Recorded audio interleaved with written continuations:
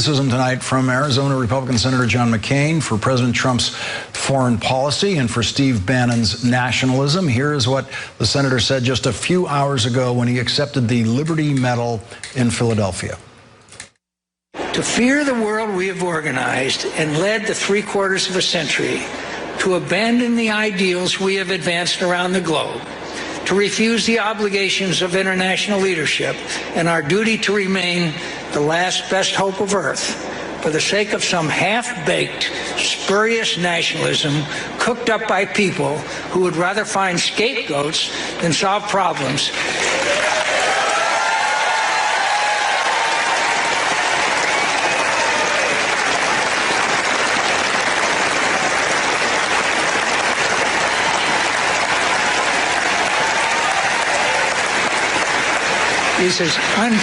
is as unpatriotic as an attachment to any other tired dogma of the past that Americans consigned to the ash heap of history. We live in a land made of ideals, not blood and soil. Glenn Thrush and James Fallows are back with us.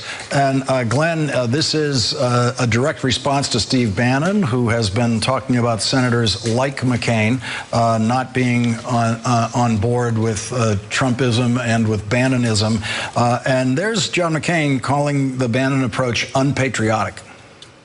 Well, first of all, let's just talk about the visuals of that particular moment.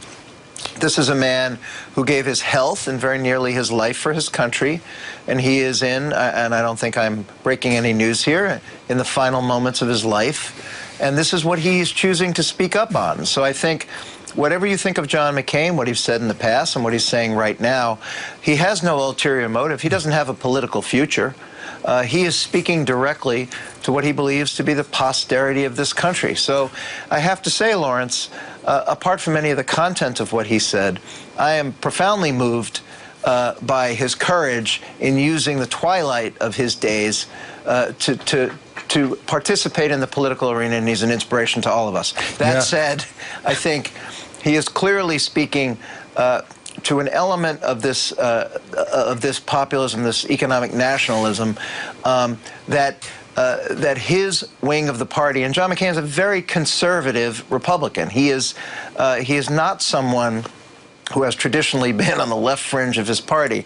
I think the challenge that he has articulated is precisely what you've been speaking to in all of your prior segments. This cleavage in the middle of the Republican Party from a traditional Republican stance to this new nationalist stance. How these two halves will reconcile themselves, I don't know, you don't know, and it seems like John McCain doesn't know either. Yeah, and it was a bipartisan note there tonight, Jim. Joe Biden was on the stage with him, and his last line there when he said, "We live in a land made of ideals, not blood and soil." That is a direct reference to what the people in Charlottesville with those torches talking about blood and soil as they were marching along there, people who Donald Trump said were nice people. Certainly, it's a phrase from 1930s Germany, as you know, and I thought it was very significant what John McCain spoke for and what he spoke against. He was speaking for the international architecture of alliances, of guarantees, of trying to increase security, increase prosperity, the very things that Trump has sort of dismissed as being for suckers,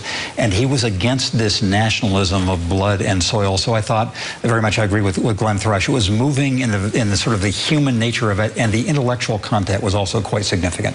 And Glenn, it's an interesting challenge that Steve Bannon has in his hatred for John McCain and the president's antagonism toward John McCain, because as you say, here's a man who's been diagnosed with brain cancer. Here's a man who has a pretty good idea of how much time he has left. And to go after him the way they've continued to go after him is one of the ugliest things that I think we've seen in Washington history.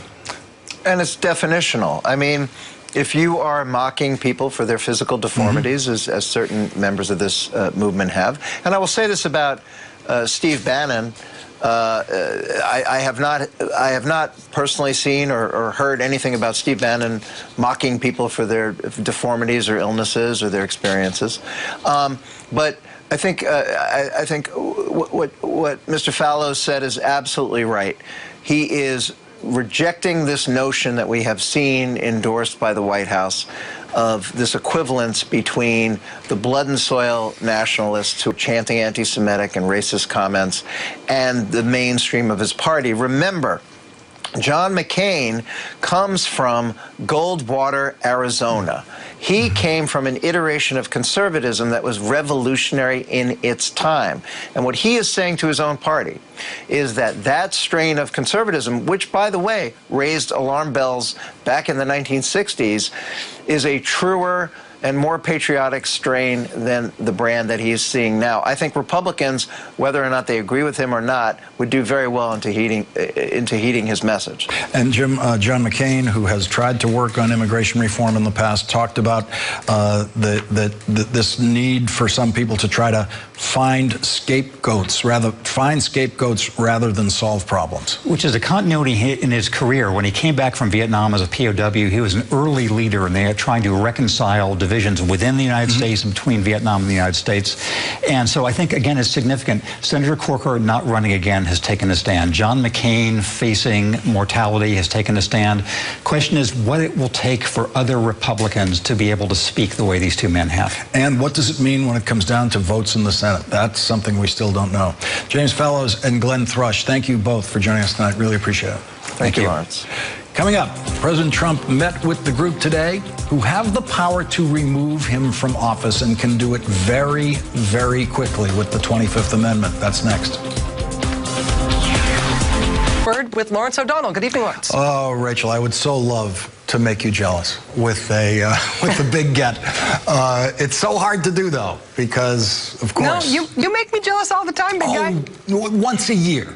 Once a year, I get somebody who you wanted. Once a year, maybe, if I'm lucky. You are very kind. Thank Rachel, you, my friend. Rachel, a little cold there? Yep. Just a little cold, I'm hearing in your voice? Did you see me have my coughing fit? At the end, I was like 60% of the way through the A block, and just, you know, sometimes you get like a little tickle and you're like, oh no, I'm gonna clear my throat, I'm gonna take a little glass of water, but this is not going to get better. And I just had to like throw it to commercial and then lay down on the floor and like cough into the rug for 4 solid minutes, and then I came back and finished it after the break. It was quite humiliating. As soon as you hang up the phone on me, the chicken soup is right there. Yeah.